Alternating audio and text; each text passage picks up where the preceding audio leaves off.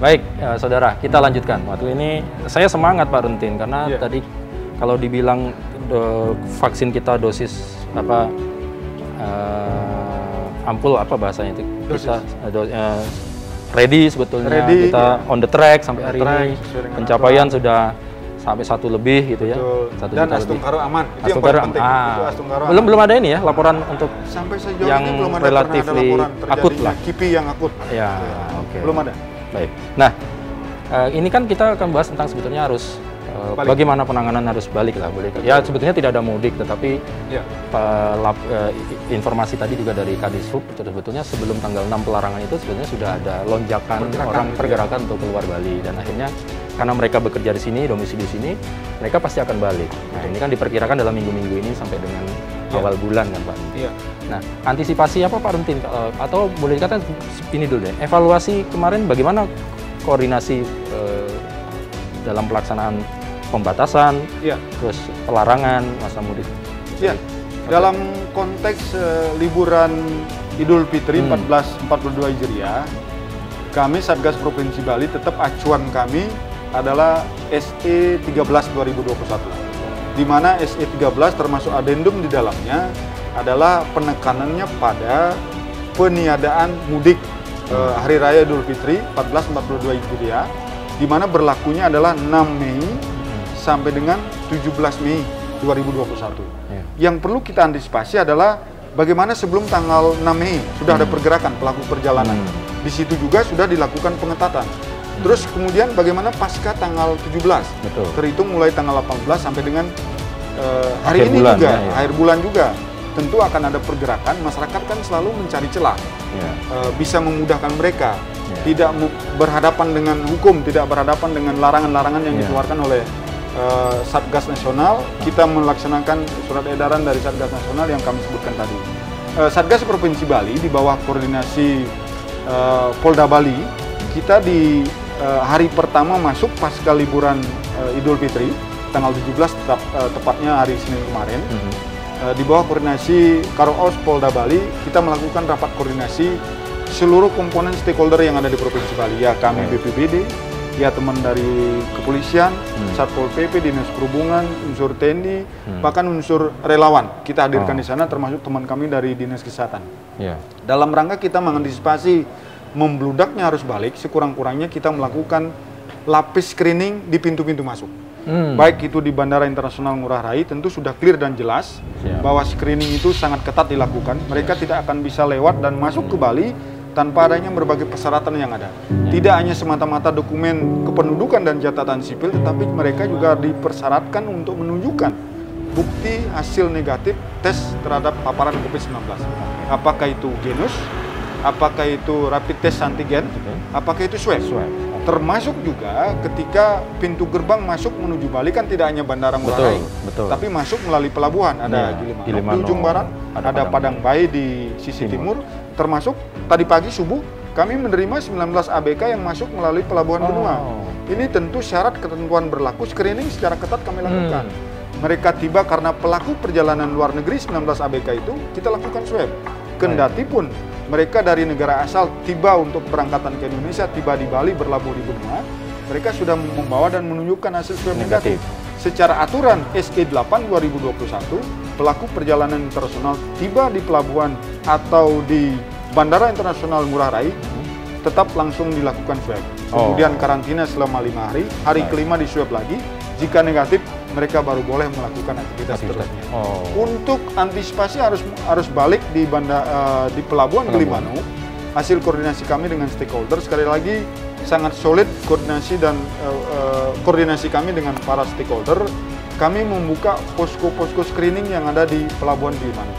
Tentu ada pengecualian. Pengecualian yang kami maksud adalah sama halnya dengan jeda kurun waktu 6 sampai 17 Mei kemarin, di mana publik masyarakat dilarang, ditiadakan untuk melakukan mudik, tetapi berbagai komponen yang dikecualikan di dalam aturan itu. Salah satunya adalah angkutan logistik, angkutan kesehatan, ambulan yang memang dalam rangka kedaruratan, kebutuhan tertentu yang sifatnya mendesak. Mereka diperbolehkan untuk berkegiatan, mereka diperbolehkan untuk melintas, tapi tentu dengan syarat yang kita persyaratkan juga. Salah satunya adalah personil, baik sopir maupun kernetnya, kita persyaratkan, kita wajibkan untuk menunjukkan hasil negatif, baik itu genus, antigen. Kalau di pelabuhan agak jarang yang menggunakan swab, lebih banyak dia menggunakan genus yang memang sudah disiapkan oleh teman-teman kami dari ASDP baik di Ketapang maupun pos yang disiapkan oleh ASDP bekerja sama dengan Kimia Farma yang ada di Gilimanuk. Baik. Jadi kan ini kan ada boleh dikatakan prediksi mereka yang kemarin keluar ke Bali ini kan akan balik Pak Rentin. Akan pulang lagi. Akan pulang lagi ke Bali lagi kan. Kemudian berarti mereka tetap harus punya tadi ya surat Pak ya. Betul. Akan diperiksa. Akan diperiksa. Petugas kami standby pemeriksaan dan screening yang ada di Pelabuhan Gilimanuk. Baik, di Gilimanuk, di Bandara Internasional, di Padang Bayi juga ya Pak? Padang Bayi juga. Bahkan terminal untuk jalur khusus dari barat, tidak hanya semata-mata di Pelabuhan Gilimanuk, ada pos berikutnya Cekik, dan yang terakhir, screening terakhir adalah di Terminal Mengui. Jika di Pelabuhan Gilimanuk mungkin dalam tanda kutip dia bisa lewat, di Cekik bisa lewat, belum tentu di Terminal Mengui. Karena mereka mungkin di sana petugas screeningnya juga dilakukan terhadap para penumpang, para pelaku perjalanan, karena screening terakhir sebelum mereka menyebar ke daerah-daerah tujuan mereka yang ada di Provinsi Bali. Baik. Tapi kalau berbicara kan ada kemungkinan juga bocor, bolong nih Pak, ada karena orang ini kan punya akal-akalan. Betul. Gimana antisipasi? Misalnya sudah sampai ke Banjar atau sampai ke tempat tinggalnya, apa kepedulian dari? Iya, disinilah peran serta Satgas Gotong Royong berbasis desa adat yang kami ingin optimalkan. Lebih bagus dan perlu kita contoh pergerakan yang ada di Kota Denpasar. Pak Wali Kota menggerakkan Satgas berbasis Banjar, tidak hanya untuk pengelolaan kasus terkonfirmasi positif warganya, di sisi lain juga mengoptimalkan vaksinasi berbasis Banjar. Mereka juga melakukan screening dan pengawasan yang ketat, in-out, keluar masuknya setiap orang yang akan masuk atau berkunjung ke wilayah Banjar masing-masing. Ini tentu hal bagus, bisa dicontoh oleh daerah lain, terutama yang ada di Provinsi Bali. Tidak hanya di satu sisi vaksinasi berbasis Banjar kita geliatkan, tetapi dalam rangka screening, monitoring, dan mengevaluasi serta melakukan screening terhadap setiap orang yang ingin masuk ke dalam wilayah Banjar kita.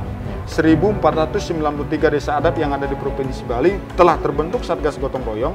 Harapan terbesar pemerintah Provinsi Bali, harapan kita semua adalah sebagai garda terdepan, karena memang mereka yang paling bawah berhadapan langsung dengan masyarakat, terutama yang pendatang dan masuk ke Provinsi Bali.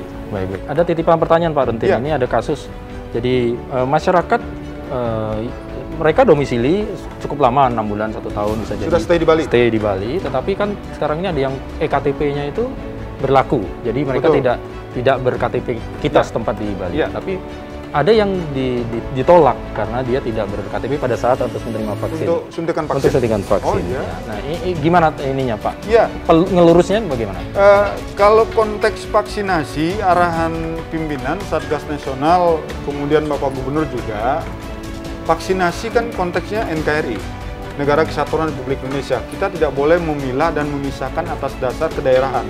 Kendati pun dia ber-KTP non-Bali, tetapi sudah stay, berdomisili, dan berkegiatan di Bali, tentu ada solusi. Jika mungkin case yang disampaikan Mas Bambang tadi terjadi di akar rumput, petugas-petugas kami di Paskes pertama, apakah itu puskesmas pembantu, dan bahkan posko layanan vaksinasi, hemat kami, silakan melapor dan berkoordinasinya kepada kami di Satgas Provinsi Bali.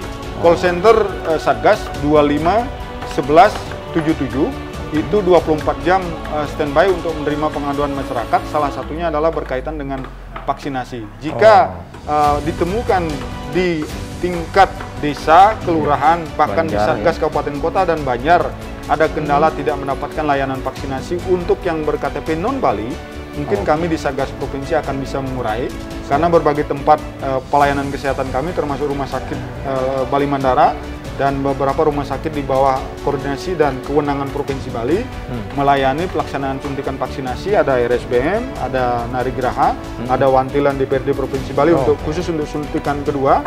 Sekiranya bisa kita berikan layanan kepada teman kita, sahabat kita, warga negara Indonesia yang memang secara domisili, secara berkegiatan ada di Bali, tetapi KTP-nya secara kelengkapan Masih di luar. memang berKTP Di luar. non Bali. Tetap Baik. kita berikan pelayanan. Baik, jadi Satgas COVID-19 Provinsi Bali. Provinsi Bali akan memfasilitasi. Betul, kami Nah, memfasilitasi. ini begitu. Ya. Baik, waduh luar biasa.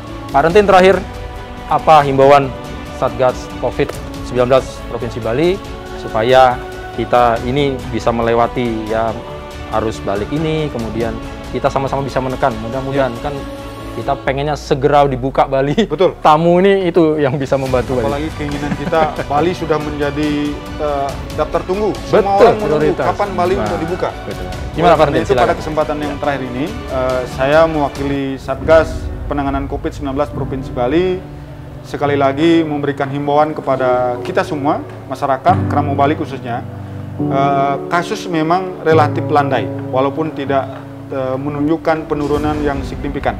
Tetapi di tengah melandainya kasus, dibuktikan dengan di satu sisi penambahan kasus harian sudah di bawah angka 100, artinya sudah 2 digit. Di sisi lain, persentase dan tingkat kesembuhan sudah cukup tinggi, kita sudah mencapai di angka 94,93%. Bahkan jika dibandingkan berbagai daerah di Indonesia, kita sudah masuk di dalam lingkaran 5 besar persentase capaian kesembuhan. Di sisi lain, BOR, bed occupancy rate kita memang jauh di bawah rata-rata standar Badan Kesehatan Dunia. Tetapi oleh karena itu, seluruh komponen masyarakat termasuk kami, kita semua di Satgas tetap harus meningkatkan kewaspadaan. Kita mengantisipasi satu hal, arus balik selesai dan pasca liburan panjang hari raya yang baru saja lewat. Oleh karena itu, vaksinasi tetap berjalan, tetapi di tengah vaksinasi berjalan, protokol kesehatan tetap harus menjadi kepatuhan kita bersama, disiplin menerapkan protokol kesehatan. Di Bali telah menerapkan 6M, memakai masker, menjaga jarak, mencuci tangan, mengurangi mobilitas, meningkatkan imun, dan menegakkan serta menaati aturan yang telah ditetapkan. Baik, waduh. Baik, Matur Suksma, terima kasih Matur banyak. semua, Bapak tetap Made sehat Rentit. di tengah kita menjalankan tugas Sama-sama. di tengah paparan pandemi COVID-19. Baik, selamat bertugas Pak, selamat Terima kasih melayani dan selamat mengawal Baik, supaya terima kasih penanganan COVID-19 Bali sesuai dengan keinginan kita bersama. Baik. Gitu, Beb. Sekali lagi salam sehat, Matur Suksma. Salam sehat, Pak Rentit. terima kasih.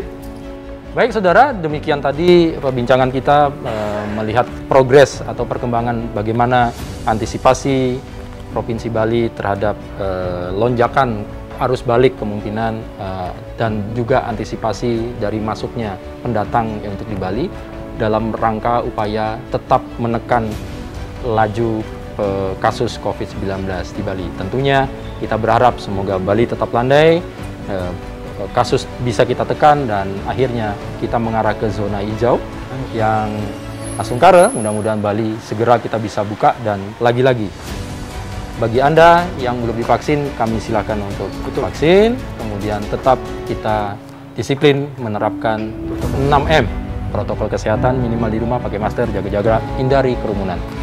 Sapa Redaksi mengakhiri On Location mengakhiri episode kali ini. Kita jumpa lagi dalam episode yang lainnya. Terima kasih, matur suwun.